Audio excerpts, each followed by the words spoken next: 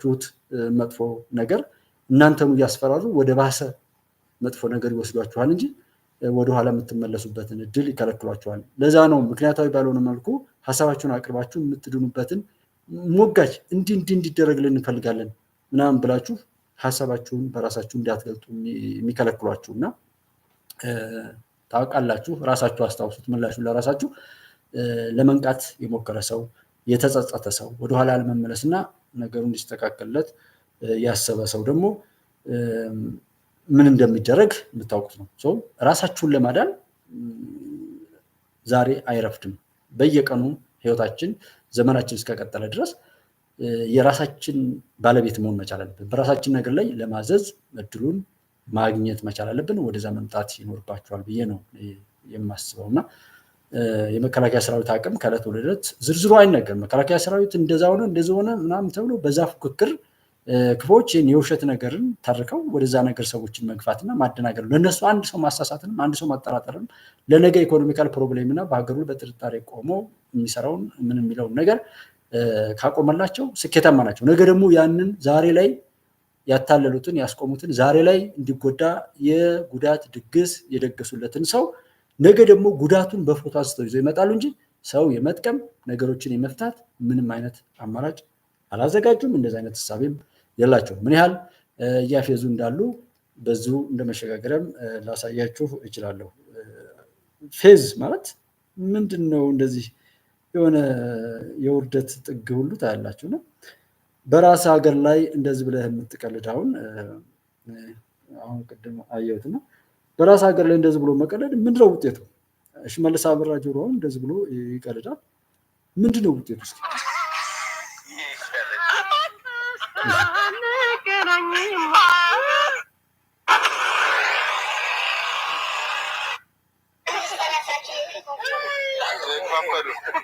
እና መምህሯን በትግርኛ ስመልስ ስጠይቅ በአማርኛ ማትመልስላት ዘርተኛ ልጅ አለ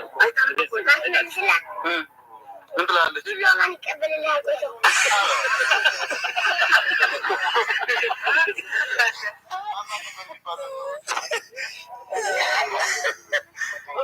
አሁን የት ሄዱ በትግርኛ ሲያስተምሩ ነበር አሁን ደግሞ ተንደሉ በአማርኛ ያስተምራሉ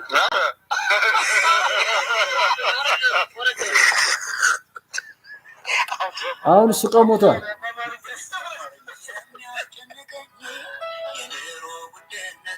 የሚያሳስበኝ እኔን ብቻ ነው እስኪ ነገሩኝ ሆን እስኪ አስረዱኝ የኑሮ ውድነት የሚያስጨንቅህ የኑሮ ውድነት የሚያሳስብህ አንተን ብቻ አይደለም አለን ከጎንህ ሆን አለን ከጎንህ አልተመጣጠኑም ኑሮና ደሞዜ ማምሸት እየፈለጉ ገባለው በጊዜ ዱለቴ ከች በይ ከፊቴ ቅቅሌ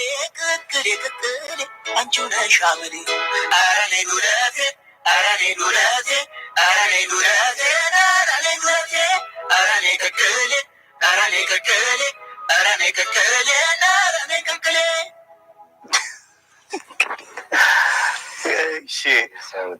እንዴት ነው ዛሬ እግረኛ በዝቷል ታክሲውም ቆሞ ተሳፋሪ አጥቷል ታሪፍ ጨመረ አሽቦሳችን መሄድ ጀመርን ስራ በእግራችን እንደ ታሪፍ አይጨምር ወይ ደሞዛችን ሁሌ በእግር በመሄድ ቀጠለ እግራችን ተወዷል ብለን ስንል ዳቦ እንጀራችን ከገቢያችን በለጠ የታክሲ ወጪያችን 10 ብር ሆኗል የ5 ብሩ ቻሌንጅ አደረጉት በየወሩ እንደነንትን አንሄድም እንደነገሌ በእግራችን ነው የምንሄደው ከዚህ እስከ ቦሌ እንደነንትን አንሄድም እንደነገሌ ተዛዝለን ነው የምንሄደው ከዚህ እስከ ቦሌ በራሴ ነው የምኖረው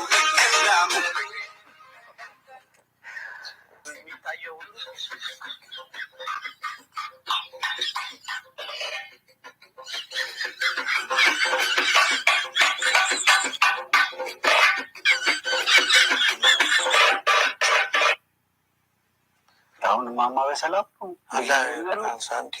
ነጠላቸው ዘጭ አድርገው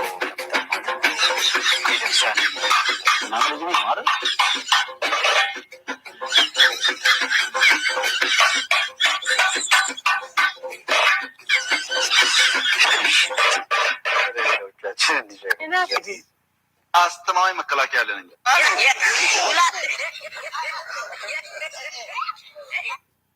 አሁን ይህንን በሁለቱም እዩት።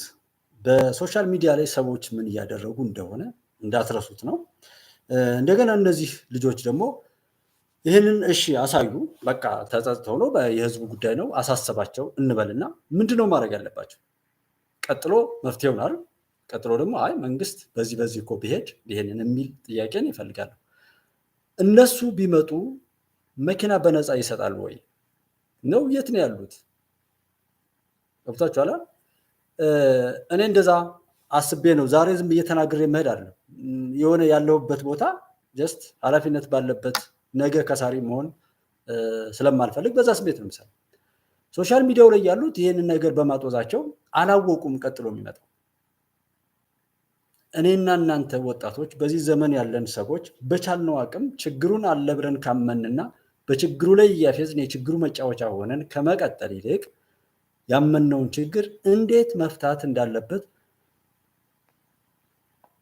ዘዴውን በቻልነው አቅም ልክ ላልሆን እንችላለን። ስንፍጨረጨር ግን መገኘት የነበረብን መፍትሄ ሀሳቡ ላይ ነው።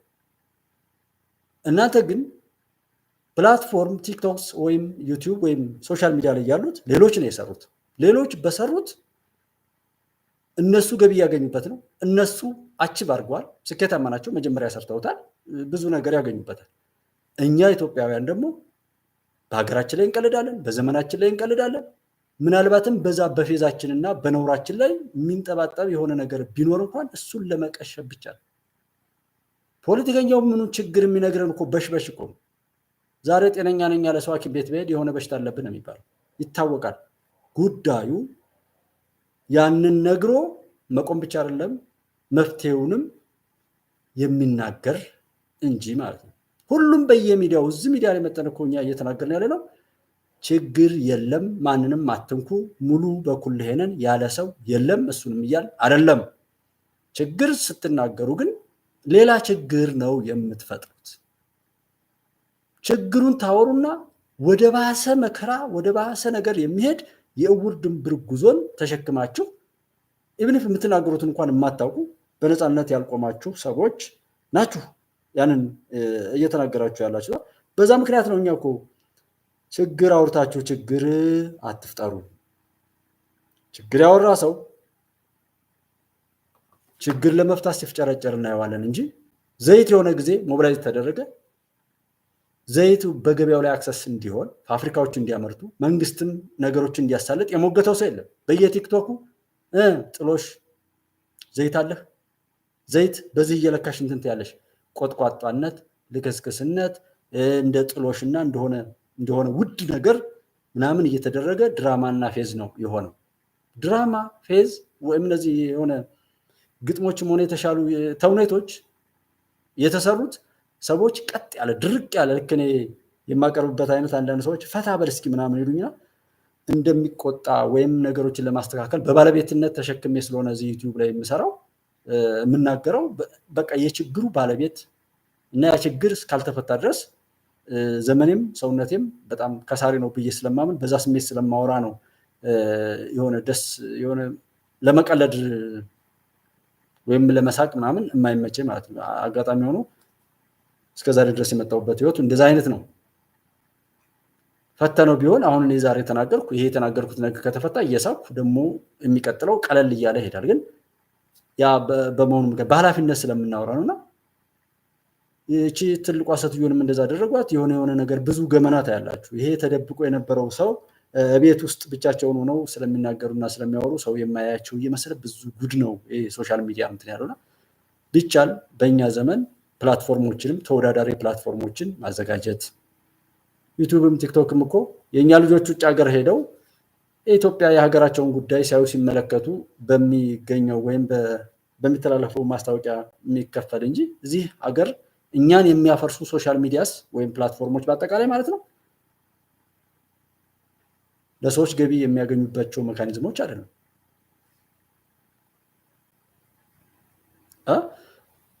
ሽመልስ ጆሮ ኦኬ ቅጥ የጠፋውም እኮ ለዚህ ያለ ቦታው ያለ ወጉ ሰው ሲሆን ያናድዳና ሀብታሙም ሆነ ሽመልስ ሀብታሙ ምናልባት አስበው ሊሆን ይችላል ከመጀመሪያው ጀምሮ ፐርፐዝሊ ከወያኔም ጋር ስለቆየ እኔ ከወያኔ ጋር የተነካኩ ሰዎችና በዛ በወያኔ ጊዜ በጣም ጥቂቶች ካልሆኑ በስተቀር የሆነ ውል ይኖራቸዋል ብዬ ነው።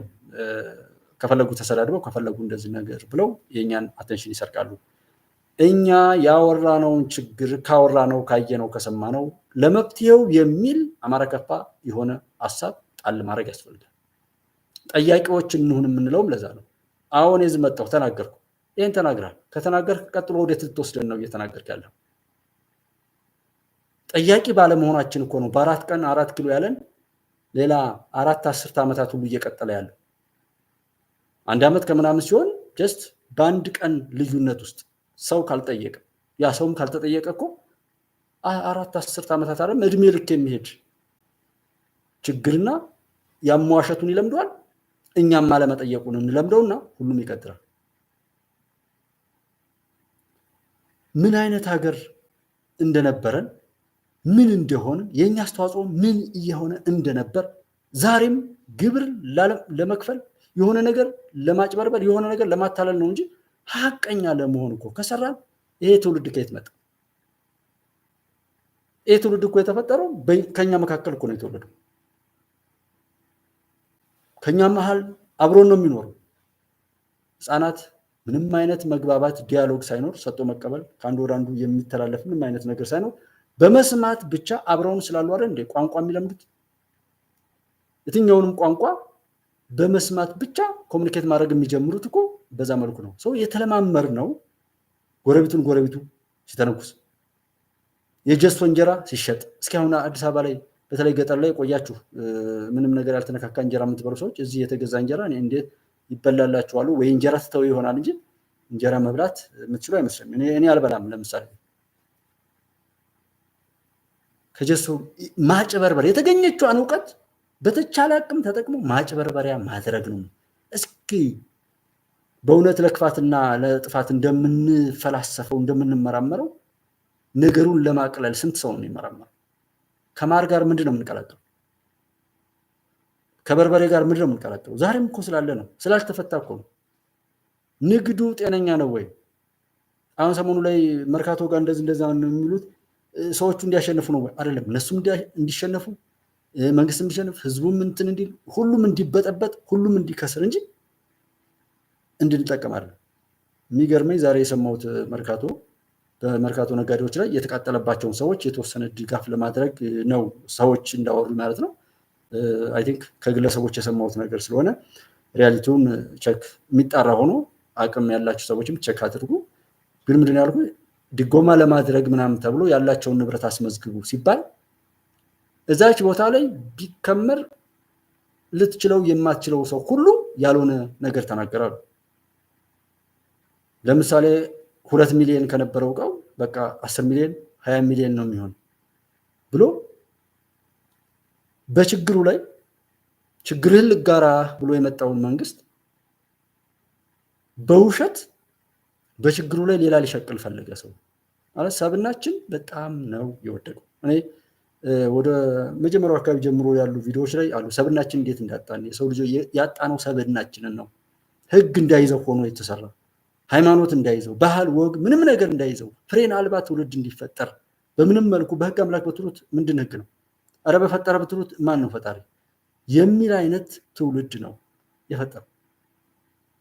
አሁን ትውልድ ካልተሰራ ዛሬ ሃይማኖት አባቱ የሆነ ሰው ሲወቃቀሳ ያለው እንደኔ ዛሬ ይሄው ደጋግሜ ያልኩት ነው። ይሄም ቢሆን ያልከሰረ ሰው የለም። ሁላችንም ከስረናል። አሁን ላይ በምድር ላይ ያለ የሰው ልጅ በሙሉ በየትኛውም ቦታ ላይ ተወከል በየትኛውም የእድሜ ደረጃ ላይ እንገኝ የከሰርነው አብረን የምንጎዳው አብረን ወቀሳ በጨመርን ወቀሳ ባነሳን ችግሩን ወደሆነ ሰው ለማላከክ በገፋነው ቁጥር ደግሞ ወደ ባሰ ነውር ወደ ባሰ ችግር ፈጣሪነት እንሄዳለን እንጂ ችግር ፈቺዎች አንነን። እዚህ ዘመን ላይ ማንም ችግር ይፍጠር ስለሺ በዚህ ዘመን መጥቶ ነበር ተወልዶ ነበር ከተባለ የተፈጠረውን ችግር ሲያወራ ሄዶ ችግር አባብሶ የሚሄድ ችጋራም ትውልድ መሆን አይደለም እኮ ችግሩን በአቅሙ ሊፈታ ምን ሰራ ነው መባል ያለበት የሚባለው እኮ ነው። እኛም የምኒልክን ታሪክ እየቃዠ ዘመኑ ያፈራውን ቴክኖሎጂና የዘመኑን ወቅታዊ የሆነውን ህይወት እንዳይመራ ማድረግ ነው። ጠላቶች ልክ ናቸው። እነሱ ያን በማድረጋቸው የሚያገኙት ሂሳብ የተሰራ አለ። ስለዚህ ሽመልስም ሳቀ እነዚህ ሳምፕል ናቸው። ይህንን የሚመስል ሰው አለ። ኢትዮጵያ ሲባል የረሃብ ተምሳሌት እያለ ደግሞ የኛ ሰው ነው ይሄን የሚሰራው ብሎ ራሱን እንዲሰድብ አድርጎ ተሰርቶ ፋኦ የኢትዮጵያ መንግስት ባለፉት ዓመታት በግሪን ሌጋሲና በስንዴ እንትን ላይ ያደረገው መፍጨርጨር ሙሉ በሙሉ እኮ አይደለም ሙሉ በሙሉ አቺቭ ያደረገ ሀገር የለም አይኖርም ወደፊት ሙሉ በሙሉ በቃ አንጻራዊ ስለምናይ እንጂ እኮ ሰለጠነ የሚባለውም እኮ ቢሆን ስልጡንነት አይደለም ዓለም ላይ ማለት ያው ያቅም ጉዳይ ስላለ እና የኛ ወደ ኋላ መቅረት ሌሎችን እጅግ የፈጠኑ ሊመስል ይችላል እንጂ ደግሞ ያንን ለሚያውቁ ደግሞ በጣም ብዙ ነው ነገሩ አንጻራዊ ስለሆነ ሁሉም ነገር እንጂ የመጨረሻ ሰልጥነው አጥቷል የመጨረሻ ምናምን የሚባል ነገር የሰው ልጅ ሙሉ አይሆንም ፍላጎታችንም አይረካም አያበቃም ሁሉ ጊዜ መሄድ ነው ይሄዳል ያው እና ፋኦ ሲሸልም የዓለም መንግስታት ወይም ከዛ ጋር ያሉ ሰዎች ኢንሳይክሎፒዲያ ላይ የረሃብ ተምሳሌ ኢትዮጵያ እንድትሆን ሰርተው ናት ብለው አውጀው ይህን የሰሩት ሰዎች ራሳቸው በዛው እያስፈራሩ አንተ ችጋራም አንተ ረሃብተኛ አንተ እንካ የተቀቀለ ስንዴ እየሰጠው አንተ ወስጄ ቀቅልሃለሁ እያሉ እየተጫወቱብን ይሄ ስም ይፋቅ ብሎ እንኳን ፋኦ ሲያወጣ ሽልማት ሲሰጥ ለኢትዮጵያ ያንን ሽልማት ለማስመለስ ከኢትዮጵያ ላይ ረሃብተኛ ነኝ ብሎ ችጋራምነቱ እንዳይለቀው ወገቡን ታጥቆ የተከራከረ ከኢትዮጵያ ሄደ ኢትዮጵያዊ ማንነት ያለው ኢትዮጵያን የሚመስል ግን ኢትዮጵያን ለማጥፋት የሚሰራ ነውረኛ ሰው ነው። ይሄንን ለምን አለ ትናንትና ከቆጨን ዛሬ ምን ማለት ነው መስራት ትናንትና ከተናደን ዛሬ አልተወጣ ነው ምን ሰባሰበው ለቀብር ነው እንዳልኳችሁ ሰው ሲሞት ሰው ተሰብስበን ሰው አናድን ቅድም ኪንግስ ኦፍ አባይ ላይ እንዳልነው አይታችሁታል ጦርነት ቢያጡ ምንም ጎረቤታቸው ሁሉ ሰላም ቢላቸው እርስ በርሳቸው ይጫረሳሉ እንጂ ጦርነት በጣም ይወዳሉ አለ አዩት በጎ ነገር ከመናገር እስኪ ተረጋጋ እስኪ አስተውል ብትገልም ብትገደል ሁለታችንም ሟች ነን ጠቅላይ ሚኒስትር ዶክተር አብይን ይሄ ትውልድ እንዲህ የሚበሻቀጠው ኃይል አማራጭ አይደለም መግደል መሞት ነው ስላሉ ነው እንጂ አስቸኳይ ጊዜ አዋጅ እኮ ሲታወጅ ይታወቃል አስቸኳይ ጊዜ አዋጅ ሲታወጅ በአዋጆች ለውጥና በህግ መጥበቅ ለውጥ የሚመጣ ነገር ካለ ያ ሰው ጥጋብ ነው ነፃነት ነው ያስቸገረው እንጂ አዋቂ ሆኖ ብዙ ቡድን ኖሮት የሆነ ነገር የሆነ አማራጭ ነገር ኖሮት ምናምን አይደለም ጠበቅ ሲያደርግ መንግስት እሱ እና እኔ አሁን እዚህ ያያችሁት ሰው በቲክቶክም በየትኛውም ቦታ ላይ እምዘሩትን ቼክ አድርጉት በደንብ አድምጡት እኔ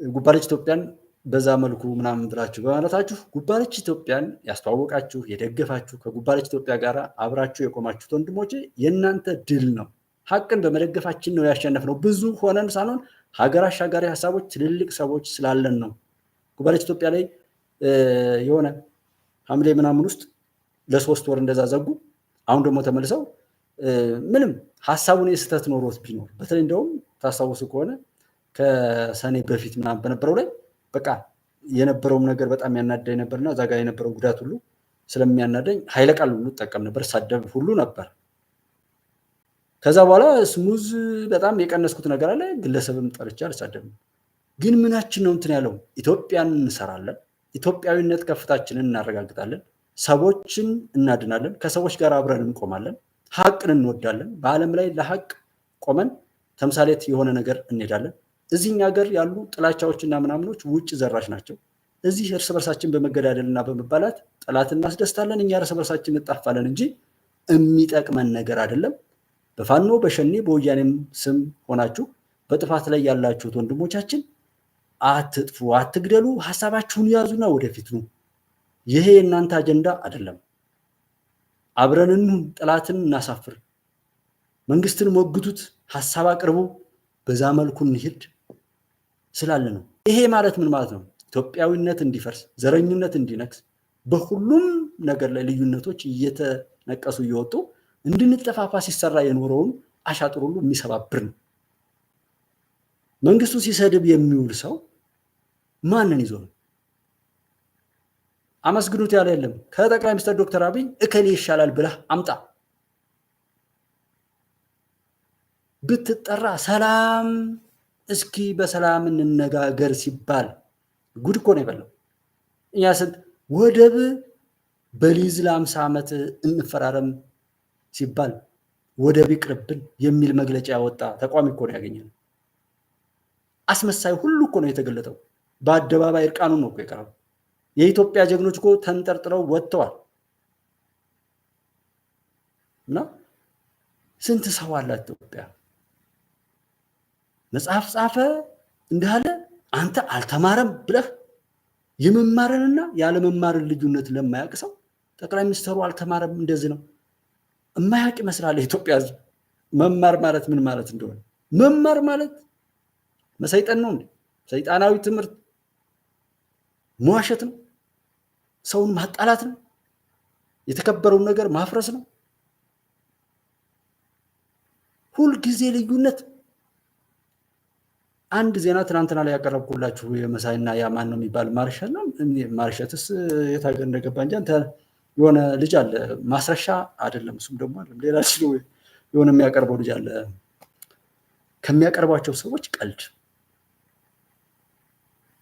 ይህን ዘመን የት ቦታ ላይ ወጣው ይገባሉ እነዚህ ልጆች? እነዚህን ከፊት በነዛ ልጆች ሞት፣ በነዛ ልጆች ወሬ፣ በነዛ ልጆች ፎቶግራፍ የሚሸቅሉ ህሊናቸው የሞተባቸው ሰዎች አሉ። ታዲያ እነሱን እርቃናቸውን እያስቀረን እኮ ነው። እኛ በደንብ ነው የምንመታቸው። በነገራችን ላይ እዚህ መጠን ሲሸረብ የዋለውን አንድ ተናገር፣ በቃ በቂ ነው። በማህበራዊ ሚዲያ ላይ የተሰራውን አሻጥር በሙሉ በዚህ መጠን እንመታለን።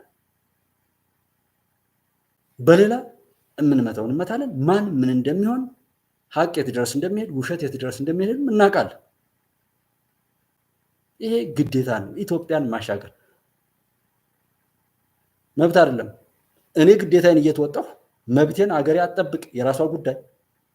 በዛ የምትቀጣውን ትቀጣለች፣ የሚቀጣው ይቀጣል። መጀመሪያ ግን የኔን ግዴታ መወጣት አለብኝ። እኔ መንግስትን የት ድረስ እኔ አሁን መንግስት በድፍረት እንድናገረው አንድ እንድተቸው፣ ሌላው ምን ሰርቶ በምን ልተቸው? ሌላው ምን አማራጭ አቅርቦልኝ ያንን ተቀብዬ እንዴት አድርጌ ልተቸው? አንደኛ እድሉን አልሰጣችሁኝም። ሌላው መንግስትን ለማበረታታት በየስብሰባው በምንም ከኔ ከአንድ ዜጋ በሚጠበቀው ላይ ተገኝቼ መንግስትን መንገር ያለብኝን ነግሬው ሰራ የተባለውን ደግሞ አመስግኘው አላውቅም። ስለዚህ እንዴት አድርጌ ልተቸው? የሚገባኝን ሳልሰራ መናገር ያለብኝን ሳልናገር ግዴታዬን ሳልወጣ እንዴት አድርጌ መንግስት ልተቸው? ለምን የውሸት ብተች ራሴን ነው ወደታች እየጣልኩ የማድረው። በዛ ላይ የምትናገሩት ንግግር እኔ አሁን የምናገረው ንግግር የት ነው የሚያደርሰው? አንጣላ ብንል ስንተች ምክንያታዊ እንሁን ብንል ተቺዎች የውሸት ከሆነ መንግስትን የበለጠ እየገዘፈ ዲክታተር አምባገነን እየሆነ እኮ ነው የሚለው። አሁን እኮ ለመንግስት ነው የምትሰሩት እኮ ተቋሚዎች በሙሉ። አሁን ይሄ እዚህ በየቦታው የሚጮሁ ሰዎች ባዶ ምላስና ሆድ ብቻ ነው ያላቸው። ስለዚህ መንግስት ውስጥ ያሉ ነገሮችን እንኳን አጥርተን ሀገር እንዳንሰራ በንትርክና በብጥብጥ በመግደልና መገዳደል ደመሰሰው የጥላትን ኃይል ሲያስጠላ ራሱ የጥላት ኃይል የሚባለው የኢትዮጵያ መከላከያ ሰራዊት። የኢትዮጵያ መከላከያ ሰራዊት በዚህ የጎፋይ ጃርት የሚመስል አለባበስና አካሄድ ያለው ይሄ ጥፍሩን በአግባቡ ያልቆረጠው ሰው ሁሉ የጥላትን ኃይል ደመሰስን ብሎ ሲቀደድ እንዴት እንደሚያም ሀገራችሁን የምትወዱ ካላችሁና ሀቅን የምታውቁት ከሆነ በውሸት ለውሸት ለፕሮፓጋንዳ ብሎ ይህን መስራት ከዛ ውጤቱ ደግሞ የት እንደሚሄድ አስቡ። ማን ነው በዚህ የሚያተርፈው? ማን ነው የሚተርፈው? ማን ነው ምን የሚያገኘው? እንደዚህ በማለት ነው መከላከያ የምታሸንፈው። እንደዚህ በማለት ነው ይህን መንግስት የምትሞግተው። ሁሉም ሰው በእናንተ ተስፋ ቆርጦ አፍሮ መንግስትን ሙጥኝ ብሎ እንዲያመልከው ነው የሚያደርገው። መከላከያን እንዲያመልከው አቅፎ የኔ ጌታ እያለ እንዲስመው እንዲያመልከው። ጠቅላይ ሚኒስትር ዶክተር አብይ ጣዖት እየሆነ ፈጣሪን እየመሰለ ነው የሚሄደው። እያንዳንዱ ሰው እያመለከው ነው የሚሄደው። ይናገራል፣ ይሰራል፣ የራበው ሰው ያበላል፣ የወደቀች እናት ያነሳል። አንተ ደግሞ ትደፍራለህ፣ ትዘርፋለህ፣ ታግታለህ፣ ትቀማለህ፣ መንገድ ትዘጋለህ፣ ብዙ ነገር። ስለዚህ ምን እያደረግ ነው? ማን ፊቱ ቆሞ የት ነው እንግዲህ መጨረሻችን ብላችሁ አታስቡ። የምታወሩትን ስሙት፣ የምታደርጉትን እዩት። ከዛስ ይህን አድርጌ የት ነው የምደርሰው? ይህን በመስራት የምበልጠው ሰው ማንን ነው? የመድፈር ውድድር እኮ አይደለም ያለው ኢትዮጵያ መንግስት። ሚሊተሪ ለብሰ ፎቶ በተለይ ትዊተር ላይ ያለው ዘመቻ እኔ ጋር የምትልኩልኝ ወንድ ከወንድ ሴት ከሴት ይጋባ እያልክ የነበርክ ሰው የሆነ ነገር ሆኖ ብሎ እንደ አዛኝ ሰው ሲያወራ በጣም ያስጠላል፣ ይደብራል። ኢብንፍ የትዕቢትና የነውር ወይም ደግሞ እንደ ቃራስን ገዝቶ ነፃ ለመውጣት ያልቻላችሁ ሁሉ ይመስለኛል እንጂ ነፃ ለመውጣት የምትችሉበት እድል እንኳን ቢኖራችሁ ወይ ዝም ትላላችሁ። አንድ ዓመት ከምናምን ሆነው እኔ ያህል ገንዘብ ሆነው መሪ የለውም ነበር። መጀመሪያ አልሰማሁም ነበር፣ እንዲህ ሆኜ ነበር። እሺ ዛሬስ የት ነው የሚከደው? ምን እየተባለ ነው? ደረጀ ልጆች የሉትም፣ ደብረጽዮን ልጆች የሉትም፣ በሸኔ አካባቢ ላይ የሚያሉ የሉም ልጆች፣ ጀዋር እዚህ የለም። ማን ነው ይሄን ነገር በለው እያለ ያለው? ኃላፊነት ግን የሚወስዳለ ሸኔን እኔ ነኝ ሙሉ በሙሉ የምወክል ብሎ እስኪ በፊርማ ራሳችሁን ግለጡ።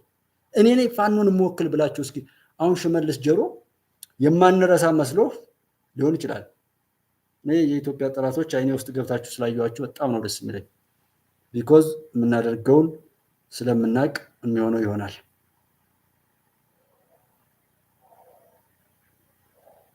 ሀገር ነው። የትኛውም ቦታ ላይ ብትሄዱ ፓስፖርታችሁ ላይ የተጻፈው እኮ ያ ነው። እስኪ ኢትዮጵያ፣ እስኪ የት ሀገር እንደው የትኛው ህዝብ እንደዛ እንደሚያደርግ እኔ በጣም የሚያሳፍር ነው። የህዝብ ውይይት አለ፣ በየቦታው ላይ ያሉ ነውሮች አሉ። እነሱን ለማስቆም ጥረት ማድረግ ነው። አንድ በተለይ ደቡብ ወሎ አካባቢ ፋርጣ ወረዳ ላይ የተናገረ አንድ ሰውዬ ነበርና እንደው እሱን ባሰማችሁ ደስ ይለኛል። የሚገርም ነው ንግግራቸው። ተበልጠናል፣ ምንም ይሄ አለው ምናምን የሚለው ሰው እንደው ተበልጧል። ሲናገሩ የሀሳባቸው የበላይነት ማን መጣ እኛ ሀገር ውስጥ ማንም እኮ አልመጣም እኛው ነን እያሉ ቁመው ሰላም እንዲሰፍን የሃይማኖት አባቶች፣ የሀገር ሽማግሌዎችና መላ ህዝቡ የበኩሉን በጎ አስተዋጽኦ ሊወጣ እንደሚገባ የደቡብ ጎንደር ዞን አስተዳደር ገለጸ። ዞኑ በፋርጣ ወረዳ ከሚገኙ የተለያዩ የህብረተሰብ ክፍሎች ጋር ሰላም ለሁሉም ሁሉም ለሰላም በሚል ሀሳብ ውይይት አካሂዷል። ከሳመንጌ በክልሉ የተፈጠረውን የሰላም ጦት ችግር ለመፍታት በተለያዩ ጊዜያት በየደረጃው ህዝብን የማወያየት ስራዎች እየተሰሩ ይገኛሉ። የደቡብ ጎንደር አስተዳደር ዞንም በፋርጣ ወረዳ ከሚገኙ የተለያዩ የህብረተሰብ ክፍሎች ጋር ሰላም ለሁሉም ሁሉም ለሰላም በሚል መሪ መልእክት ውይይት አካሂዷል። በውይይቱ የዞኑና የወረዳ ከፍተኛ አመራሮችና የመከላከያ ሰራዊት አዛዦች ተገኝተዋል። በውይይቱ የተሳተፉት የፋርጣ ወረዳ ነዋሪዎችም የሰላም ጦቱ በእጅጉ እየጎዳቸው መሆኑን ገልጸዋል። ሰላም ከሌለ ምን ኑሮ አለ? የመኖር ተስፋችን፣ የመስራት ተስፋችን፣ የመንቀሳቀስ ተስፋችን፣ የመማር ተስፋችን እኮ ሰላም ነው። የሞትን እኛ ነን፣ የተገደልን እኛ ነን። በተለይም ነገ እንኳ ለዚህ ሀገር ትክክል ሊወልዱ የሚችሉ እናቶቻችን መንገድ ላይ እየቀሩ ነው። አሁን እኛ እናውቅም ብለን በጨለማ ውስጥ ነን እያልን እንደው ነገ ለሚተካው ትውልድ ትምህርት ምን ማለት ነው? ታዲያ እውነት ከሆነ ሀገራችን ወገኔ አቅጣጫችንን ቀይር። በእውነት ከሆነ አንዳንዴ ስንናገርም ይህ ሰው የዚህ አካባቢ ሰው ነው በቃ በአጠቃላይ ይህ ህዝብ የዚህ አካባቢ ነው። ያልተዋለደ ያልተዛመደ አብሮ ያልበላ አብሮ ያልጠጣ ህዝብ አለ። እንዲህ ህዝብ ከየት መተን የዚሁ አካባቢ ሰዎች አይደለን? ስለዚህ ትክክለኛ አካሄድ ያልሄደን ሰው ተው እንበል። ከላይ ጀምሮ በየደረጃው ያሉት የሃይማኖት ተቋማት በሚገባ ስለ ሰላም መስበክ አለባቸው ያሉት ተሳታፊዎቹ ከጦርነት ያገኘነው ጥቅም የለም፣ ችግሮችን በሰላማዊ መንገድ ለመፍታት ሁላችንም የበኩላችንን እንወጣ ሲሉም ተናግረዋል። እንዴት አለመታረቅ የሚያመጣው ነገር አለ እንዴ? መታረቁ ይከፋል። ምን ችግር አለ ብንታረቅ ብንስማማ? መንግስትም እኮ ችግሩ እንዳለ እናውቃለን እኮ አለ እኮ ችግር። ስለዚህ አሁን በምን ችግር የሚፈታውን እንግዲህ በጦርነት ነው ብለን ነው። ሲት ጦርነት ምን አይነት እንደወደመ ምን ነገር እንዳመጣ ታውቁታላችሁ እኮ። ፋኑ ምን በለው ሌሎችም ማለት ነው። ፋኑም እኮ ወንድሞቻችን ናቸው። እነሱ ለምን ይሞታሉ? መከላከያስ ወንድሞቻችንን ለምን እነሱ ይሞታሉ? ይዳ የጸጥታ አስተዳደር ብቻ አይደለም። ሰላም የዚህ ህዝብ ነው። ሰላም ለሁሉም ነው። ሰላም ካለ ይህ ህዝብ አብሮ ይበላል፣ አብሮ ይጠጣል፣ ጥሩ ነገር ይነጋገራል። እንጂ ሁሌ መጥፎ ነገር አንድ አመት ከምናምን ሆነን እኮ እንዲያው ተውት። አብሮ መብላቱም ይቅር፣ አብሮ መጠጣቱም ይቅር፣ እስቲ ይቅር። እንዲያው ልቅሶ እንኳ ተላቅሰን መቃበር ይቅርብን ጎበዝ። የፋርጦ ወረዳ ዋና አስተዳዳሪ አቶ ሙሉ አበጀ ክልሉና አካባቢው ሰላማዊ እንዲሆንና የልማት ስራዎች እንዲከናወኑ ህዝቡ እየደረሰ ያለውን ስቃይና እንግልት በቃ ሊለው ይገባል ብለዋል። አሰቃቂ ነገር ይብቃል እንድትሉ ነው እኛ የምንፈልገው።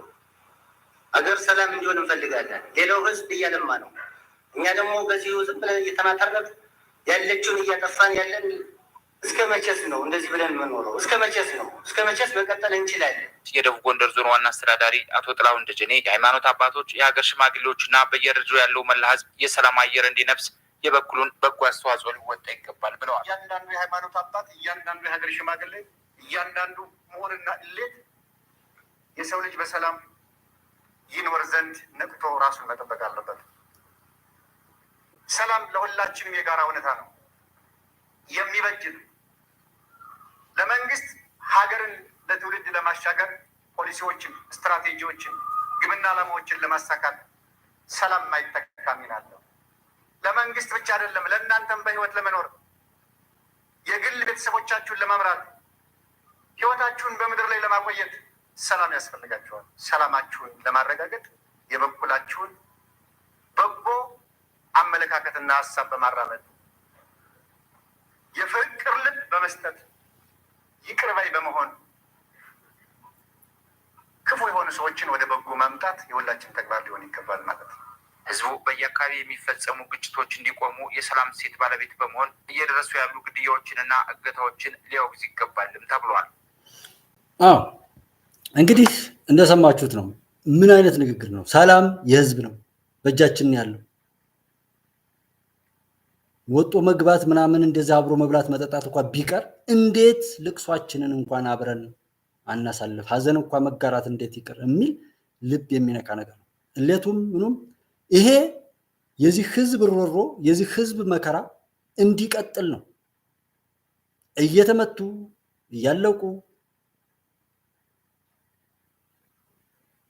ሌላው እንዲያልቅ ደግሞ እያሸነፍን ነው የሚለው ቅስቀሳ የሚቀጥለው ይሄ መከራ እንዳይቆም፣ እስከዛሬ የተጎዱት እናት አባቶቻችን እህት ወንድሞቻችን እንዳይበቃ፣ እስከዛሬ የተዘጋው ትምህርት ቤት እንዳይከፈት፣ እስከዛሬ የተስተጓጎለው ልማት እንዳይመለስ፣ ኪሳራው የባሰ ውርደቱ ውድቀቱ የባሰ እንዲሆን።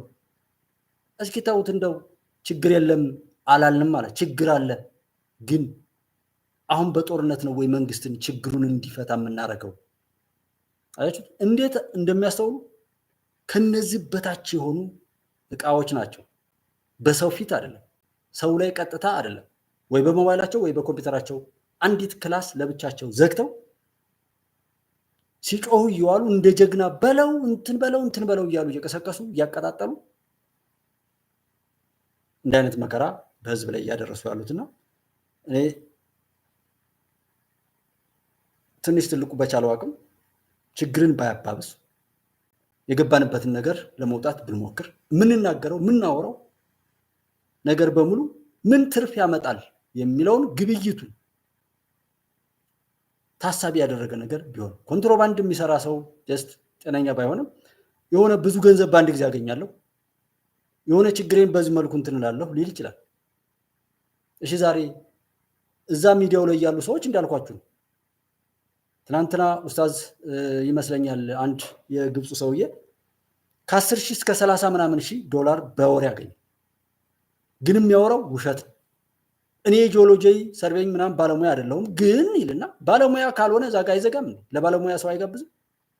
ቀጥሎ የሚያወራው እንደ ባለሙያ ነው። መጀመሪያ ያወራውን እንረሳለታለን። ቀጥሎ ግን እንዲህ የሚሆን ይመስለኛል ብሎ ባለሙያዎች ኤክስፐርቶች በዛ ጉዳይ ላይ ብዙ ነገር የሰሩ ሰዎች የሚያወሩትን ነገር እያወራ እንደገና እናደምጠዋለን። ግን ያንን በማለቱ ብዙ ገንዘብ ያገኛል። እዚህ ይሄ ሪከመንድ የሚያደርገው ዩቲዩቡ እንደዚህ አይነት በለው ነው። የሰዎችን ትኩረት የሚስብ ሰዎች እንዳይረጋጉ የሚያደርግ ቀልባቸውንም ልባቸውንም ሰልቦ በግብዝነት የሚያኖር ንግግርና ኮንተንት ክሬት የሚያደርግን ሰው ያበረታታል። ዩቲዩብ ቲክቶክ ያበረታታል። አልጎሪዝሙ ዲስፕላይ ከላይ ያደርገዋል። በጎ የሚያወሩ እውቀት የሚሆኑ የሚያሻግሩ ሰዎች ባሉበት ተጨማሪ ነገር እንኳ ባያገኙ ባሉበት ጤንነታቸው ጠብቀው እንዲቀጥሉ የሚያስችል ወደ ቀልባቸው ወደ ህሊናቸው መጥተው የራሳቸውን ዋጋ በራሳቸው ተምነው የሚበጀውን እንዲያደርጉ የሚጋብዝና የሚያስተምር ነገር ግን ባን ይደረጋል፣ ብሎክ ይደረጋል፣ ሻዶ ይደረጋል፣ ያለ የሚመስል እንዳይታይ ይደረጋል። ከዛም እስከ መዝጋት ይደርሳል። ለምንድን ነው የሚተባበሩት? ክፎች፣ ውሸታሞች፣ አጭበርባሪዎች፣ ባንዳዎች፣ ከሃዲዎች የሚተባበሩት ለምንድን ነው? ስራቸውን ያውቁታል። የተወደደን ነገር ፈጣሪ የሰራውን ሀይር በጎ ነገር እንዲጠላ እንዲቀበር ለማድረግ አቅደውና አስበው ኃጢአት ሐራም እየሰሩ እንደሆነ ያውቁታል። እዚህ ጽንፈኞች ላይ እኮ ያሉት ልጆች በጭካኔ ነው የሚገዳደሉት።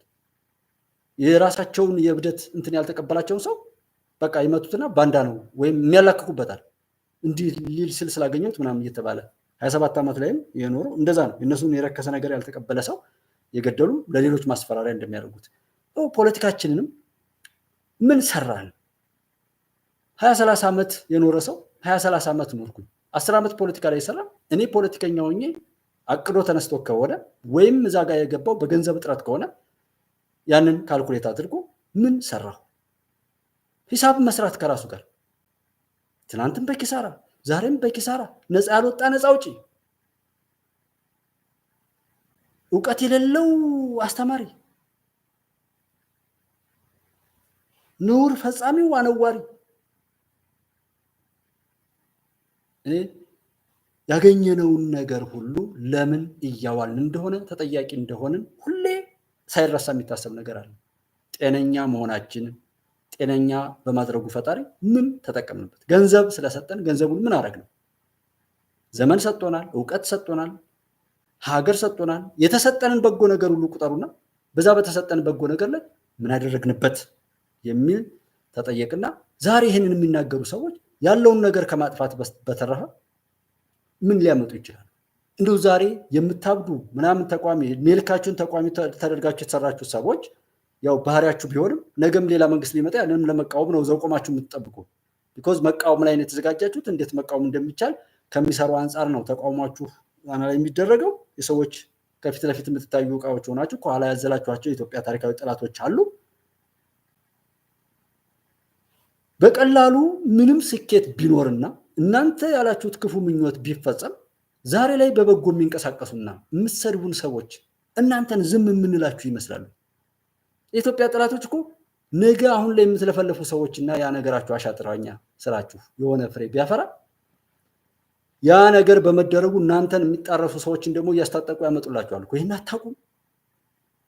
እኔ ዛሬ በጎ በማውራቴ ከጠቅላይ ሚኒስትርና ከመከላከያ ሰራዊት ኢትዮጵያን ከሚወዱ እንድትሻገር ከሚፈልጉ ከጽዳት ሰራተኛ ጀምሮ ሌት ተቀን ዱዓ ጸሎት እያደረጉ በየመስጂዱ በየቤተክርስቲያኑ ከሚለፉት ወንድሞቼ ጋራ በመቆሜ የጠላችሁኝ ሰው ነገ እናንተ ያላችሁት የረከሰ ነገር ወደፊት ቢመጣ ያንን ነገር ዝም ብዬ የምቀበላችሁ ይመስላችኋል? ሰው ደግሞ እኔን አስታጥቆ እናንተን ለማጥፋት የሚያዘምተኛለ ማለት ነው። ዛሬ እናንተ እንደምታደርጉት በእናንተም ላይ ያ ይደረጋል። ዛሬ የምትዘርፉ ትዘረፋላችሁ። ዛሬ የምትገሉ ትገደላላችሁ። የዛሬ ቀባሪዎች ነገ ትቀበራላችሁ። የዛሬ ምንም ነገር የምትናገሩ ሰዎች ነገ ያ በላያችሁ ላይ ይሆናል። ምንም ቢኮዝ ዘመን እንደ ጥላ ነው የሚያልፈው። ይሄው መጣን እኮ። እንዴት ሰው ራሱ ላይ በሽታ እየጠቀጠቀ በሽታውንም ደግሞ ለማስፋፋት ይሰራል። ውጤቱን ቸክ አድርጉት። የምትሄዱበት መንገድ የት ድረስ ያደርሳል? ማን ብሏችሁ ነው እንዲህ ያላችሁት? በራሳችሁ አስባችሁ ከሆነስ ለሰላም እጃችሁን ስጡና በሰላም እንደራደር፣ ፍላጎታችሁን ጠይቁ ስትባሉ አንዲት ቁራጭ ሀሳብ ይዛችሁ ልትቀርቡ ያልቻላችሁትና እሱን እንድታደርጉ እንኳን አንድ ሰው እንኳን ከዚህ ሁሉ በቀቀን ከዚህ ሁሉ ስመ ምናምንት የስመ ፕሮፌሰር ስመ ምናምንት እየተባለ ከዚህ ሁሉ ሰው እንዴት አንድ ሰው ይጠፋል? የቅድሙን አባት ያክል እየሞትን ያለ ነው። ልቅሷችንን እንኳን አብረን እስኪ እናድርግ። አዲስ ሰው አልመጣም። እዚህ የተወለደ የተዛመደ አብሮ ያለ ሰው ነው። ይህን ያህል እይታ ያለው ሰው እንዴት ጠፋ? አንድ እንኳን ከመካከላችሁ ይስቃል። ሽመልስ ይስቃል። ሸሞኒው ቅድም ያሳየኋችሁን ቪዲዮዎች ነገም ልታዩ ትችላላችሁ። አውቄን ያስገባሁት በታሪክ አካታለሁ። ማን ምን እንደሚያደርግም አውቃለሁ። እንዲህ ብላችሁ ለፍታችሁ ነበር፣ ግን ከዛ ክፉ ስራችሁና ከላኳችሁ ሰዎች ጋር ከቀብር በታች ከተትኳችሁ ለማለት ነው የማሳያችሁ እንጂ እናንተ አሳስባችሁኝ አይደለም። እኔ ብታምኑም ባታምኑ ከመጀመሪያው ጀምሮ እኔ የሚወደኝን ሰው ያከበረኝን ሰው ነው የምፈራ። ሀቅን የያዘ ሰው፣ ፈጣሪውን የሚታዘዝ ሰው፣ በሀቅ የሚኖርን ሰው ነው የምፈራ። አሁንም እፈራለሁ። እሱ ከሃዲ ውሸታም እሱ ያሳዝነኛል። ምንም ያህል ግን አያስፈራኝም። በጣም በጣም የሚያሳዝነኝ ነው። እንደ ትቢታውንም ነግሬው ካልተሻለው ደግሞ በጣም ጸየፋው ንቀዋለሁ። እንደሱ የረከሰ የወደቀ የለም። ሰውነቱን ያረከሰ ታላቅነቱን መሬት ላይ የጣለ በክብሩ ላይ የሸቀለ የነገደ ትልቅነቱን በራሱ አርክሶ በርኩሰቱ ላይ በአደባባይ የቆመና ባለ በሌላ አቅሙ ሰዎችን በሀቅ መሞገት ሲያቅተው በክፋት የሚጣደፍ ሰው ለእኔ ያሳዝነኛል። አሊያም እንደምንም ቆጥሯል። እሱንም አያሳስበኝም። ምን የሚያሳስበኝ ሀቅ ያዘ ሰው ባለ በሌላ አቅሙ እውነትን ለመኖር እውነትን ለመስራት የሚፍጨረጨር ሰው እሱን ነው መፍራት። የሚወዳችሁን ሰው ነው መፍራት። የሚያከብራችሁን ሰው ነው መፍራት።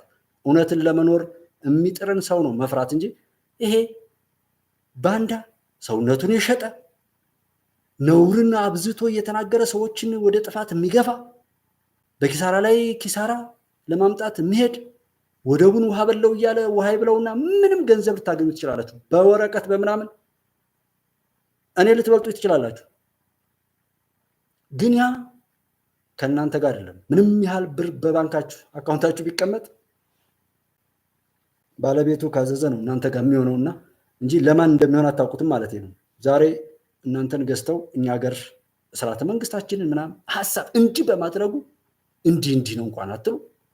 የምትነዱት ብዙ መንጋም ራሱ ይገርመኛል።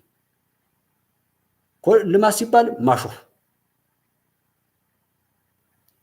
ፈረሰ ብቻ የሚያውቅ ሰውና እውቀት ፕሮፌሰር፣ ፖለቲከኛ፣ ነፃ አውጪ፣ ታጋይ ምን ያደርግልናል? ይሄ በዚህ መልኩ መፍረስ አልነበረበትም። መሆን የነበረበት ይሄ ነው እያሉ እኮ ባለ በሌላ አቅም ሰው ይፍጨረጨራል። ሁልጊዜ የምትቃወሙ ሁልጊዜ የምታጣጥሉ እኔ የምኖርበትን መሬት የምታጣጥሉ እናንተ በባርነት እርኩሰት ክብራችሁ ሆኖ እኮ ሄዳችሁበት ሀገር ሊኖር ይችላል። እኔ ግን እዚህ ነው ያለሁት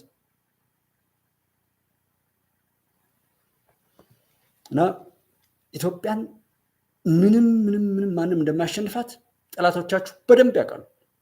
ባለ በሌላ አቅማቸው ተላልጠው ተጋግጠው ግን እዚህ አሁን ያለውን ስርዓተ መንግስትን መቀየር አለ የሚፈልጉት። የነሱ ተላላኪ የነሱን ክፉ ተልኮ እንዲቀበል ማድረግ ብቻ ነው የሚፈልጉት። ይሄን ቢያደርግ ኤርትራም አብረው ተሰጣለ፣ ወደ በሽ ይሰጣል። ምን ልታዘዝ ይባላል። በኢንተርፖል በየቦታው ላይ ያለ ሰው ተለቃቅማት ትገባለህ። መንግስት ግን ሰውና ሀገር ይለያያል። በአንድ ሰው እድሜ ልክ ሀገር አይሰራም። ሁሉ ነገር እንዲፈርስና ህግም እንዳይኖር ሃይማኖትም፣ ባህልም፣ ወግም ኢትዮጵያዊ ማንነትም ሁሉ እንዲፈርስና ለማጣቀሻ እንኳን ፋውንዴሽኑ እንዲጠፋ ስለተሰራ እሱን አመጣለሁ ባለ በሌላ አቅሜ ሀቅን ተናግሬ ለሀቅ ሰርቼ በዛ ዘመን ያልፋታል እንጂ ራሴን በባርነት አልሰጥም የሚል ነው። ቢኮዝ ከዚህ በፊት ያዩቸውን የታሪክ መዛግብቶች ቢያንስ ከመንግስቱ ኃይለማርያም ጀምሮ ያሉትን ታሪኮች ያውቃሉ አሁን ያሉ አመራሮች። ዛሬም እየታፈስክ ነው ምናምን እና ምንም እንደዛ እያሉ የሚቀልዱ ሰዎች አሉና ኤኒዌይ የኢትዮጵያ እንትን ድሉ ይቀጥላል። የጩኸታቸው መብዛትና እንደዚህና እንደዚህ እያሉ ፕሮፓጋንዳ መስራታቸው በራሱ በትክክል የያዝነው መንገድና ኢትዮጵያ እየሄደችበት ያለው መንገድ ትክክለኛና ሀቀኛ እንደሆነ የሚያረጋግጥ ነው። የነሱ ጩኸት ባናሸንፍ፣ ጠንካራ ባንሆን ኢትዮጵያ የጀመረቻቸው መሰረተ ልማቶች ሁሉ በትክክልም የሚገቡና ከፍተኛ ቦታ ላይ ኢትዮጵያን የሚያደርሱ መሰረቶች ባይሆኑ ለምን እየጠቀሱ እነዛን ለማጣጣል ይሞክራሉ? አያችሁት? እየጠቀሱ ለማጣጣል የሚሞክሩት የብሪክስ ስኬት፣ የወደብ ጉዳይ፣ የኮሪደር ልማት፣ የዲፕሎማሲ ተመራጭነት፣ በሁሉም ቦታ ላይ የሚታዩት ነገሮች እንኳን እያማሩ መምጣት። እዛ ቦታ ላይ ሄዶ ፎቶ ለመነሳት ሌላ ሀገር ይከር ነበር እኮ። ያ መምጣት እንዲህ የሚያቃጥላቸው ፓን አፍሪካኒዝም ወይም አፍሪካዊ ሆኖ እንደ አፍሪካ ፍትህን ለማረጋገጥ የሚደረገው ጥረት ማንም ወደኋላ ላይመለስ ተሻግሯል። የጸጥታው ምክር ቤትም ቢሆን ድምፅን በድምፅ የመሻር መብት 5 መቀመጫዎችን ለአፍሪካ እንጠይቃለን። ከኔ ጋር የሚያዝ ታሪክ ስላለው ነው። 3ቱ ድምፅን በድምፅ የመሻር መብት ያላቸው ሀገሮች ከአፍሪካ የኢትዮጵያ ደግሞ አንዱ ይሆናል። እሱ ካልሆነስ ያ የጸጥታው ምክር ቤት የሚባለው አይኖርም ማለት ነው። ሌላው በጽንፈኛው ላይ እንግዲህ የሚወሰደው እርምጃ ተጠናክሮ እንደቀጠለ መከላከያ ሰራዊት ተናግሯል ማለት ነው። በማዕከላዊ ጎንደር በታች አርማጭሆ ወረዳ ቀበሌዎች ላይ በተደረገ ኦፕሬሽን በዘራፊና ጽንፈኛው ቡድን ላይ የሚወሰደው እርምጃ ተጠናክሮ መቀጠሉን በቀጠናው ተልዕኮ በመፈጸም ላይ የሚገኘው የሰሜን ምዕራብ እዝ ክፍለ ጦር አዛዥ ኮሎኔል ጃዋር ዴኮ ተናግሯል። ዛሬውኑ ዘራፊውን ቡድን በመደምሰስ እና በመማረክ እንዲሁም እጅ እንዲሰጥ በማድረግ አካባቢውን የማጽዳት ስራው በመሰራት ላይ መሆኑንም አዛዡ አረጋግጠዋል ማለት ነው። ጽንፈኛው ከህዝብና ከመንግስት ተቋሞች የዘረፋቸውን ንብረቶች አውድሟል ያሉት አዛዡ ኮሎኔል ጃዋር የታች አርማጭሆ ቀበሌዎችን ከዘራፊው ቡድን በማጽዳት ህብረተሰቡ የሰላም አየር እንዲተነፍስ መደረጉንም ነው ጨምረው ያብራሩት። በዘረፋና በወንብድና ተግባር ላይ ተሰማርቶ የሚገኘው ጽንፈኛው ከስራ ውጭ ያደረጋቸውን የውሃና የቴሌ ጄኔሬተሮችን እንዲሁም የህሙማን ማመላለሻ አምቡላንሶች የክፍለ ጦር የጥገና ሙያተኞች በመጠገን ለህብረተሰቡ አገልግሎት እንዲሰጡም የማድረግ ስራው መሰራቱን አዛዡ ኮሎኔል ጃዋር ዴኮ ጨምረው ገልጠዋል። ክፍለ ጦሩ በጠንካራ የስነ ልቦና ዝግጁነት ተልዕኮውን በቁርጠኝነት እየተወጣ ነው ያሉት ኮሎኔል ጃዋር ዴኮ በአስቸጋሪ የአየር ጸባይና መልክዓ ምድር በፍጹም ህዝባዊ ጀግንነት ግዳጁን እየተወጣ ነው። የአካባቢው ህብረተሰብ በማወያየትም ሰላሙን አስተማማኝ ለማድረግ ሌት ተቀን እየተሰራ እንዳለም ጨምረው ገልጠዋል። የጽንፈኛው ቡድን ከተለያዩ አካባቢዎች ወደ ወረዳችን በመግባት ለአቅመ አዳም ያልደረሱ ህጻናትን ደፍረዋል፣ ንጹሐንን ገለዋል፣ የቤት እንስሳትን ገለውብናል ያሉት የውይይት ተሳታፊው የማህበረሰቡን አስገድደው በገንዘብን መቅጣትና ንብረትን በመቀማት አስጨናቂ ጊዜን እንድናሳልፍ አድርገውናል። ይህንን ጽንፈኛ ቡድን ከሰራዊቱ ጎን ሆነን እንፋለመዋለን ሲሉም የተወያዩ ወይም የአካባቢው የህብረተሰብ ክፍሎች አረጋግጠዋል ማለት ነው። የሆነው ነገር ይሄ ነው። ይሄ መከራ ከህዝብ ላይ እንዳይነቀል እዚህ ላይም የተሳተፉ ሰዎች ደግሞ ህይወታቸውም እንዳይተርፍ ነው እዚህና እዚህ እየተባለ አሸንፍን፣ ጀግናንን፣ ተቆጣጠርን እየተባለ እየተቀለደ ያለው ሰራን እንትናል ድራማው ራሱ ባለፈው ያረቂ ምናምን እንትን የሆነ ላስቲክ ኮሽኮሾ ላስቲክ ለብሶ እንደዛ እንዴት አይነት ሹፈት እንደሆነ እነሱ እየተዝናኑ ነው ሁሉ ላለው የሚከተለው እብድ ግን አይዶን ነው። በሱዳን ጦርነት የሞቱ ንጹሐን በጋዛ ከተገደሉት እንደሚበልጥ ጥናቱ አረጋገጠ የሚል ሌላ ዘገባ አግኝተናል። በ14 ወራቱ ጦርነት 61 ሺህ የሚጠጉ ንጹሐን መሞታቸውን የብሪታንያና ሱዳን አጥኚዎች ገልጠዋል። በርካቶች ሟቾች ከጦርነቱ ባለፈ በረሃብና በሽታ ህይወታቸው ማለፉን ነው የተነገረው። ጦርነት እንደዚህ ነው።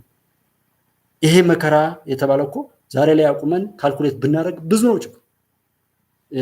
ወታደሮችን ለማቋቋም ገንዘብ እንግዲህ ጦርነት በመደገስ በዛ ላይ ብዙ ነገር በማድረግ እንደገናም እንኳን ቀስቅሶ አስታጥቆ ከታጠቁ በኋላ ትጥቅ ለማስፈታት እንግዲህ የሌሎችን እጅ አይደለም የምንጠብቀው። አስቡ። በዛም ይሁን በዚህ ጠላቶቻችን የሚገቡበት ቀዳዳ ሰፊ ነው። ስንዴን እንዝራ፣ ዛፍ እንትከል፣ ልማት እናልማ፣ ኢንዱስትሪም ከቱሪዝም ጀምሮ የሰላምን ሁኔታ ተከትለን ያለንን ሀብት በበጎና በልማት እናውልም ብሎ ማለት ይህንን ሁሉ ጥገኝነት ነው ነፃ የሚያወጣን። ማንኛውንም ውሳኔ በሀገር ላይ ለመወሰን አቅም የሚሰጥ ነገር ይመጣል። ጠላት ሁልጊዜ የእሱ ተላላኪ አድርጎ ለማስቀጠል አቅማችንን እንዳናገኝ ሪሶርሳችን እንዳንጠቀም ራስን በራስ የማስተዳደር ወይም ሁሉም ዲሞክራሲ ይባል ሁሉ ነገር የተኮረጀ ነው። ከዛ ጥገኝነት እንዳንላቀቅ ይሰራል። ለምን የሱ የብዝበዛና የጉዳት ሰለባ ሆነን እንድንቀጥል ስለሚያስብ። የኛ እፉኝቶች ግን በዛ ልክ የሚያስጨዋቸው ምንድነው? ትራምፕ እና ባይደን የሩሲያ ዩክሬን ጦርነት ዙሪያ የተለያዩ አቋም ይዟል ተብሏል። ተሰናባቹ የአሜሪካ ፕሬዚዳንት ጆ ባይደን ተመራጩን ፕሬዚዳንት ዶናልድ ትራምፕን በዋይት ሀውስ ተቀብለው ማነጋግሯል። በውይይቱ ወቅት ስለ ሩሲያና ዩክሬን ጉዳይ የተነሳ ሲሆን በዚህም ላይ ፕሬዚዳንት ባይደን እና ዶናልድ ትራምፕ የተለያዩ አቋም አንጸባርቋል። ፕሬዚዳንት ባይደን ዩክሬንን መደገፍ ለአሜሪካ ብሔራዊ ደህንነት የሚጠቅም መሆኑን ያነሱ ሲሆን ዶናልድ ትራምፕ በበኩላቸው ግን የዩክሬን ሩሲያ ጦርነት በአፋጣኝ መቆም እንዳለበት መነጋገራቸው ተሰምቷል። ነው ጦርነት ይቁምልን። የትኛውም ሀገር ላይ ቢሆን ጦርነት አይጠቅምም። መሳሪያ ሸጣችሁ የምትጠቀሙ ሰዎችም ቢሆን ሌላ አማራጭ አይጠፋም። ፈልጉ በዛ ኢንዱስትሪ ብዙ ነገር ማድረግ ገና ለገና እንግዲህ የእናንተ ፋብሪካ የጦር መሳሪያ ማምረቻ የሆነ እንደው በዛ መልኩ እንግዲህ ሰውን እየገበራችሁ ስንት ሚሊዮን ሰው ሲሞት ነው ፈጣሪ ራሱ የሚፈርደው? ስንት ሀገር ሲፈርስ ነው ፈጣሪ ቁጣውን የሚገልጠው? እኔ በዛ ስሜት ነው የምለው። ስለ ሊቢያ ዛሬ አይወራም፣ ስለ የመን አይወራም፣ ስለ ኢራቅ፣ አፍጋኒስታን፣ ስለ ሶሪያ፣ ስለ ዩጎዝላቪያ፣ ስለ ፈረሱ ሀገራት ስለሚባሉ ሌሎች ሀገራትን ለማፍረስ ብዙ ሀገር እንትን ለማለት ነው እንጂ ይሄው ደግሞ አጥኝነን ብለው መጡ። ይሄው የሱዳንን የሞተው ይሄን ያለ እያሉ የፍልስጤምና የእስራኤልን ጉዳይ ታውቃላችሁና የሚሰሩትን ሁሉ ነገር ዛሬ የሚያቀጣጥል እንጂ የሚገላግል ጠፍቷልና ብዙ ነገሮች አሉ። አንድ ዜና ነበር የማይቀር ብዬ እንትን ያልኩት ማለት ነው። ሰነድን ማሟለን ወይ እናደርጋለን ነው የሚለው። ከአንድ ወረዳ ብቻ እስኪ እዚህ እንግዲህ ከአንድ ወረዳ ብቻ ከ2000 በላይ ወጣቶች በህገወጥ መንገድ ተሰደው 200 ያህሉ ለህልፈተ ህይወት ተዳርጓል ብሏል የእገላ ወረዳ አስተዳደር ነው የሚለው። እገላ ከትግራይ ማዕከላዊ ዞን ወረዳዎች አንዷ ስትሆን የኤርትራዋ ጾረና ጎረቤት ወረዳ ናት። ከትግራይ ጦርነቱ በፊት የወረዳዋ ዋና ከተማ በሆነች ገርሁ ስርናይ በቀን በርካታ የኤርትራ ስደተኞች በህገወጥ መንገድ ወደ ኢትዮጵያ ትግራይ ክልል የሚተላለፉበት ሁኔታ ነበር። ከጦርነቱ በኋላ በእገላ ወረዳ በተለይም በአገር ስርናይ ከተማ ብዙ ነገሮች ተቃይረዋል። ወረዳዋ በተለይ ከተማዋ በከፍተኛ ሁኔታ ወድሟል። አሁንም ድረስ ወረዳዋ በኤርትራ ድንበር የምትገኝ በመሆኗ የተሟላ ጸጥታ አላት ለማለት ያስቸግራል ይላሉ የአካባቢ ነዋሪዎች። በወረዳዋ የሚታየው ህገወጥ ስደት እጅግ አስደንጋጭና አስፈሪ መሆኑን የአደጋ ሰለባዎችና የመንግስት አካላትን ጨምረው አብራርተዋል ተናግረዋል። አቶ ዘርኢሰናይ መንግስቱ የተባለው የገርሁ ስርናይ ከተማ ነዋሪ ለትግራይ መገናኛ ብዙሃን ኤጀንሲ ሬዲዮ ባጋሩት መረጃ የህዝብ ማመላለሻ መኪና ሹፌር በመሆን ሲተዳደር የነበረው የ2 ዓመት ወጣት ልጃቸው ህገወጥ ስደት ወስዶባቸዋል ወይም በዛ ምክንያት አጣውታል ማለት ነው። ከገላ ወረዳ አስተዳደር የተገኘው መረጃ እንደሚያሳየው ባለፈው 2016 ዓ.ም የመጨረሻ ወራት ብቻ 192 ሴቶች የሚገኙባቸው ከ2000 በላይ ወጣቶች በህገወጥ መንገድ ተሰደው ከ1300 በላይ በስደት በተጓዙበት አገር ፖሊስ በአጭር ጊዜ ተይዘው ሲመለሱ 200 የሚያክሉት ደግሞ ለህልፈተ ህይወት ተዳርገዋል ብለዋል። የወረዳው ከፍተኛ አመራር ጽጌ ተክለማርያም እንዳሉት በአካባቢ የሚታየው ህገወጥ የስደት እና ፍልሰት እጅግ አስፈሪና አስደንጋጭ ደረጃ ላይ መድረሱን ተናግረዋል። ወረዳው ከጦርነት ጋር በተያያዘ ይህ ነው የሚባል በጀት ያለው ባይሆንም የወጣቶች ስደት ለማስቀረት ያለመ የመስሪያ ቤት ቦታ በመስጠት ላይ እንደሚገኝም ገልጧል። በተያዘው የበጀት ዓመት የህገወጥ ስደት ፍልሰት በከፍተኛ ቁጥር ለመቀነስ ወረዳው አቅዶ እየሰራም ነው ብለዋል። ይሁን እንጂ ጦርነት ወለዱ የበጀት እጥረት ለተያዘው እቅድ መሳካት ሳንካ ወይም እክል ሊሆን ስለሚችል በወጣቶች አቅም ግንባታና ህገወጥ ስደት መከላከል ዙሪያ የሚሰሩ የግብረሰናይ ድርጅቶችንም እንዲያግዟቸው ኃላፊዋ ጥሪ አቅርበዋል ነው። ይሄ የህገወጥ ስደተኞችን ላነሳላችሁ እንትን ያልኩት ጦርነት ካለ፣ መከፋፈልና ዘረኝነት፣ ጽንፈኝነት ካለ፣ ጥላቻ ካለ፣ በሀገር ላይ ያለው ትርክት ክፉ እና ተስፋ መቁረጥን የሚያበረታታ ከሆነ ሁሉም ወጣት በሀገሩ ላይ ተስፋ እየቆረጠ በሌሎች ሀገር ላይ የመጣው ይምጣ እያለ ሌሎች ሄደው ሞቱ እየተባለም ራሱ የመጣው ይምጣ ብሎ ተስፋ በመቁረጥ የሚሄድበትን እድል ያመጣል። ስደተኞች ላይ ካሰብን፣ ትምህርት ሲዘጋ ካሰብን፣ ልማት እንዲሆነ ብለን ካሰብን፣ እዚህ ቤት ፈረሰባቸው ብለን ካሰብን